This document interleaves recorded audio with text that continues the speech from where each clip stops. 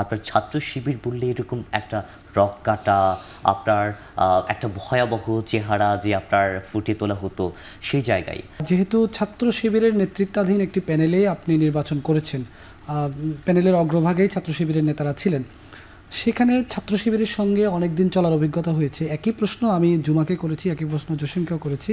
আপনার কাছে আমার জানার আগ্রহ এটি, আপনি তো অন্য ধর্ম থেকে এসেছেন, সেই জায়গা থেকে শিবিরকে কেমন দেখলেন?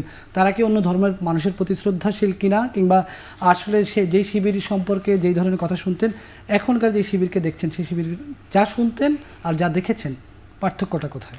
আসলে বিষয়টা হচ্ছে এই জায়গায়, আমার দীর্ঘদিনের আমার কিন্তু যাত্রা না।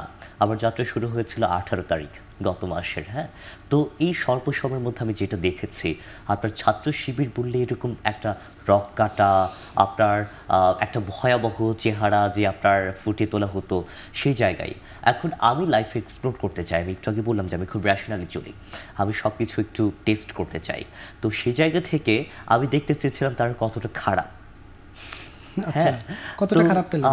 আমার মনে হয়েছে যে যতটুকু খারাপ বলা দরকার বা আমরা বলি অতটা না, এবং তাদের সাথে কতটা আমরা ডিল করতে পারবো, আমরা বার্গেনিং করতে পারবো, নেগোসিয়েশন করতে পারবো। তারা কি অন্য ধর্মের মানুষের প্রতি শ্রদ্ধাশীল? অবশ্যই।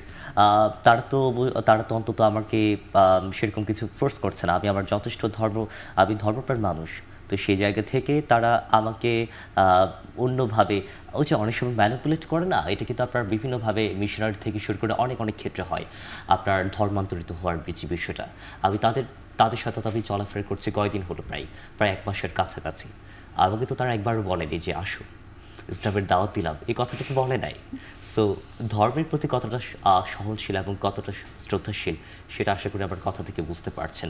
এখনও আমি আমরা কিন্তু চাকমারা, আমরা কিন্তু পর্ক খাই। আমাকে যদি এখন আপনি এনে দেন আমি এখনো খাবো। সো সেই জায়গা থেকে তারা, দ্যাটস ইট।